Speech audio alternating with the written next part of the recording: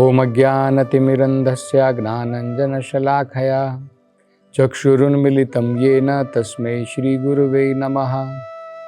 नमो ओम विष्णुपदाय कृष्णप्रेष्ठाय भूतले श्रीमते भक्तिवेदांत स्वामिनिति नामिने। नमस्ते सरस्वते देवे गौरवाणी प्रचारिणे निर्विशेष शून्यवादी पाश्चात्य देशतारिणे। जय श्री कृष्ण चैतन्य प्रभु नित्यानंद श्री अद्वैत गदाधर श्रीवासदि गौर भक्त वृंद। हरे कृष्णा कृष्ण कृष्ण हरे हरे, हरे राम राम राम हरे हरे, हरे कृष्ण। तो आगे सुखदेव गोस्वामी जी बताते हैं कि व्यक्ति को क्या समझना चाहिए जब वो लक्ष्मी नारायण की इस प्रकार से उपासना कर रहा है। उसे तत्व का ज्ञान होना चाहिए। तो वो तत्व क्या है अब वो बताते हैं। तस्य अधीश्वरः साक्षात, साक्षात मतलब डायरेक्टली, प्रत्यक्ष रूप से, तस्य माता लक्ष्मी के अधीश्वर, उनके मास्टर, उनके ईश्वर कौन है? भगवान विष्णु।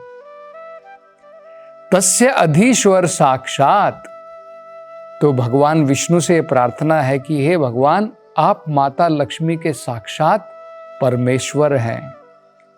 त्वम एव पुरुषा परः, आप पुरुष हैं। पुरुष का मतलब होता है जो भोगता है किसी सामग्री को। प्रकृति का मतलब होता है जिसे भोगा जाता है। देखिए, ये दोनों को हमको सही प्रकार से समझना है। एकले ईश्वरः कृष्णः और सब भृत्याः, एकमात्र पुरुष भोगने वाले भगवान है। बाकी सब भोग की सामग्री है भगवान के लिए। और उसी, जब हम भगवान की सेवा में लगते हैं, हम भी वो आनंद की प्राप्ति करते हैं। जैसे उदाहरण के तौर पर शरीर में भोगने वाला कहते हैं पेट है, लेकिन जब सारे शरीर के अंग पेट की सेवा कर रहे हैं, शरीर की सेवा कर रहे हैं, वो सब भी आनंदित हैं। उन सब में भी शक्ति का संचार होता है। तो ठीक इसी प्रकार से यहां पर सुखदेव गोस्वामी जी बता रहे हैं कि माता लक्ष्मी के अधीश्वर साक्षात भगवान है, साक्षात भगवान विष्णु है। त्वमेव पुरुषः परः, परः का मतलब होता है भौतिक गुणों, भौतिक संसार से भगवान परे हैं। परा प्रकृति जिसे कहते हैं, इसलिए तो भगवान को परम ईश्वर वो कहते हैं। इस संसार के मात्र नहीं, इस संसार से परे है भगवान, तीन गुणों से परे हैं। त्वम सर्वयज्ञम, तो देखिए यहां पे बताया गया है, ये बड़ी महत्वपूर्ण बात समझने लायक है कि भगवान सभी यज्ञ में जो सामग्री डाली जाती है, जैसे क्या क्या डालते हैं। देखिए, जब हम यज्ञ करते हैं उसमें अग्नि प्रज्वलित करते हैं और एक एक करके बहुत सारे सामग्री उसमें डालते हैं। उसमें घी डालते हैं, उसमें हम फल डालते हैं, उसमें अन्न डाला जाता है, बहुत सारी सामग्री उसमें डाली जाती है। इन सारी सामग्रियों को भोगने वाले भगवान विष्णु हैं। तब प्रश्न उठेगा, ये सामग्री क्या है? ये सारी सामग्री माता लक्ष्मी का ही एक प्रकार का रूप है। ये कह रहे हैं, देखिए, इजेयम क्रियेयम फल भुग भवान। वो कह रहे हैं कि ये जो सारी सामग्री और ये जो डालने की क्रिया है, डालने की जो क्रिया है, ये लक्ष्मी और भगवान इन सब के, हमारी क्रियाओं के, उन सामग्रियों के वो भोक्ता है। भगवान भोगने वाले। तो ये हमको सही प्रकार से समझना है। फल भुग भवान, भवान मतलब भगवान को संबोधित कर रहे हैं आप। हम कहते हैं ना आप, जैसे कहते हैं भगवान मतलब आप क्या हैं? फल भुग, इन्हीं सामग्रियों के, इन्हीं क्रियाओं के, यज्ञ में जो भी चढ़ाया जाता है, हम जो भी तपस्या करते हैं, हम जो भी कार्य करते हैं, इन सब को भोगने वाले भगवान हैं। देखिए ये तो भगवत गीता में भी भगवान स्वयं कहते हैं। भगवान क्या कहते हैं? भोक्ता राम यज्ञ तपसाम सर्वलोको महेश्वरम। सभी प्रकार के यज्ञों का, सभी प्रकार की तपस्याओं का भोक्ता, भोगने वाला मैं हूं। तो ये बड़ा महत्वपूर्ण तत्व है जिसे हमें समझना है, जो सुखदेव गोस्वामी जी यहां पर बता रहे हैं। आगे वो कहते हैं गुणा व्यक्तिर इयम देवी। गुणा व्यक्तिर, व्यक्तिर का मतलब होता है भंडार, सागर। इयम मतलब इयम देवी, ये माता लक्ष्मी, ये जो देवी है माता लक्ष्मी, ये कौन है? गुणा व्यक्तिर, सभी प्रकार के गुणों से, आध्यात्मिक गुणों से संपन्न है माता लक्ष्मी। गुण व्यक्तिर इयम देवी, व्यंजको गुण भुग भवान। और इन गुणों को, इनके गुणों के उद्गम कौन है? माता लक्ष्मी में इतने सारे आध्यात्मिक गुण जो हैं, ऐश्वर्य जो हैं, कहां से आ गया? वो कहते हैं व्यंजको, व्यंजको मतलब इसके उद्गम, जहां से ये पैदा होते हैं। ये सारे ऐश्वर्य, ये सारे गुण जो माता लक्ष्मी में है, कहां से पैदा हुए? वो कह रहे हैं कि भगवान विष्णु आपसे हुए। व्यंजको, और पैदा होने के बाद में ये जो माता लक्ष्मी के गुण हैं, इनको भोगने वाला कौन है? गुण भुक भवान। भवान मतलब आप हैं भगवान। आप ही इन गुणों के उत्पादन करने वाले हैं। इन सभी ऐश्वर्य का, इनका उद्गम आपसे ही होता है, और अंत में आप ही इनको भोगते हैं। ये आपके भोगने के लिए हैं ये सारे गुण। आगे वो कहते हैं त्वम ही सर्व शरीरी आत्मा। ये जो तुलना की गई है बड़ी महत्वपूर्ण है। बहुत सुंदर उदाहरणों के द्वारा समझाया है माता लक्ष्मी और भगवान में किस प्रकार का संबंध है। देखिए ये जो उदाहरण दिए गए हैं बहुत महत्वपूर्ण है। बताया गया कि माता लक्ष्मी सर्व गुणों से संपन्न है, सभी प्रकार के ऐश्वर्य उनमें है, लेकिन उनको भोगने वाले, उन सभी गुणों के उद्गम कहां से पैदा हो गए ये गुण? ये सब भगवान विष्णु के द्वारा। अब अगली तुलना देखिए क्या बताई गई। त्वम ही सर्व शरीरी आत्मा। हे भगवान आप विष्णु के रूप में सभी शरीर में उनकी आत्मा है, मतलब हमारी आत्मा के भी आत्मा परमात्मा है। सभी शरीर के अंदर में, हृदय के अंदर में परमात्मा विराजमान है। माता लक्ष्मी की आत्मा भी भगवान विष्णु है। और माता लक्ष्मी की, उनकी तुलना किससे की गई है? भगवान की तुलना की गई है कि भगवान सभी के हृदय में परमात्मा है।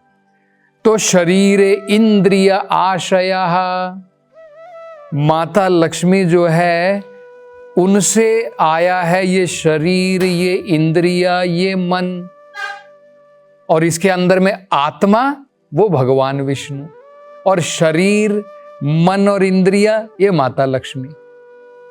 मतलब क्या है? माता लक्ष्मी हमेशा भगवान की सेवा में है ना, इसी प्रकार से शरीर, मन, इंद्रियों को भगवान की सेवा में ही तो लगाना है। ये इतने बढ़िया उदाहरण भागवत के अंदर में दिए हैं हमको समझाने के लिए सरल तरीके से। आगे कहा है नाम रूपे भगवती, माता लक्ष्मी का एक रूप भी है और उनका नाम भी बड़ा प्रसिद्ध है। लोग जो हैं इस संसार के अंदर में खासकर भगवान नारायण से भी ज्यादा लक्ष्मी का नाम ज्यादा जपते हैं, क्योंकि उनको लक्ष्मी अत्यंत प्रिय है। कौन व्यक्ति नहीं चाहता है कि मेरे घर में लक्ष्मी आए। अभी दिवाली का समय है, आप देख सकते हैं लक्ष्मी पूजा जगह जगह पर चलती है। लेकिन देखिए यहाँ पर शुकदेव गोस्वामी जी बड़ी महत्वपूर्ण बातें बता रहे हैं। वो क्या कह रहे हैं? वो कहते हैं, नाम रूपे भगवती, माता लक्ष्मी का नाम भी है और माता लक्ष्मी का रूप भी है, लेकिन प्रत्ययस त्वम उपाश्रयः, माता लक्ष्मी के रूप का उद्गम, वो और कहां से ये रूप प्रकट हुआ और उनका नाम कहां से प्रकट हुआ, वो कहते हैं भगवान उसके भी उद्गम आप ही हैं। क्योंकि बिना शक्तिमान के कहां से शक्ति आएगी, बिना पावर हाउस के बिजली कहां से आएगी। जब पावर हाउस होगा तभी तो करंट आएगा।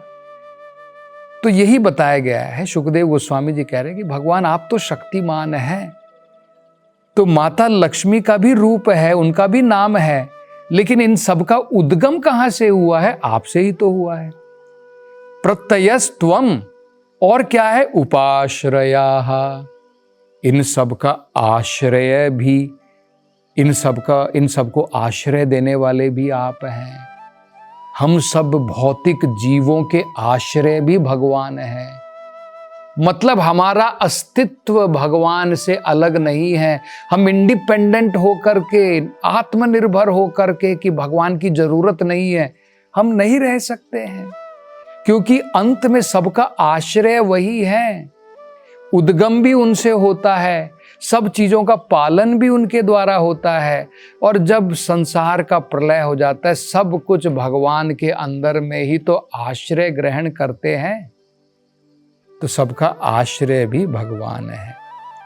तो शुकदेव गोस्वामी जी आगे कह रहे हैं, इस प्रकार से व्यक्ति को चाहिए कि वो दोनों माता लक्ष्मी और भगवान विष्णु, जिनको श्रीनिवास भी कहते हैं, श्री निकेतन भी कहते हैं, मतलब जो माता लक्ष्मी के भी आश्रय हैं।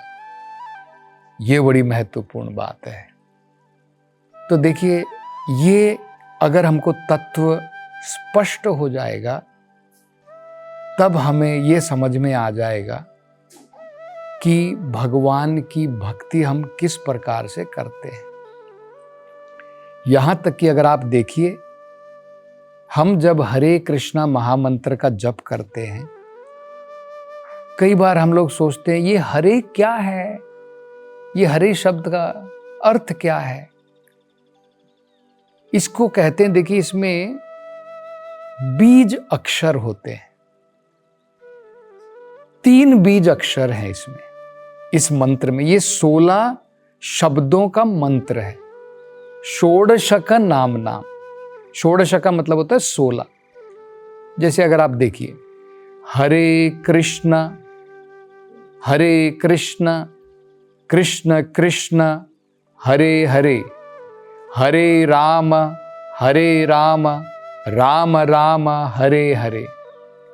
कुल मिलाकर के 16 शब्द हैं, लेकिन इसमें 3 ही बीज अक्षर कहलाते हैं।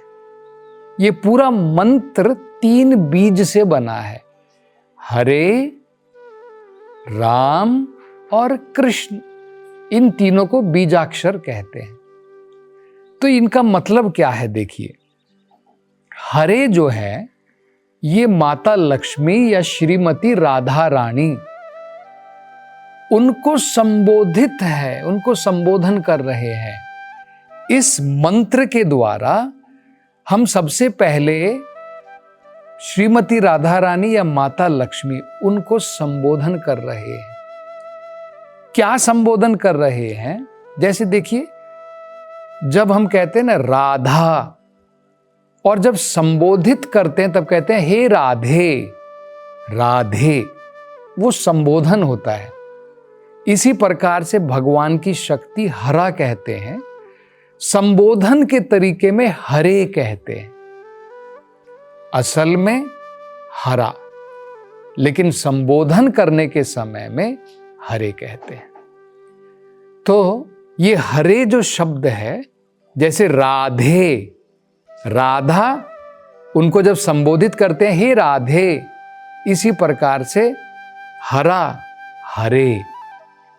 तो मतलब क्या है? हम सबसे पहले माता लक्ष्मी या माता राधा रानी या माता सीता, उनसे हम ये प्रार्थना कर रहे हैं, हे राधे, या फिर हे माता लक्ष्मी, हे माता सीते, क्या करो, मुझे भगवान राम या कृष्ण, उनके अनेकों नाम है भगवान के, उनकी सेवा में कृपा करके लगाइए। तो ये प्रार्थना होती है। भक्त भी जो है हमेशा, हम मंत्र में भी जब उच्चारण करते हैं, भगवान और उनकी शक्तियों को साथ में पूजा जाता है। हम केवल शक्ति के उपासक मात्र नहीं हैं। और आगे इस बारे में चर्चा अगली कथा में करेंगे। हरे कृष्णा।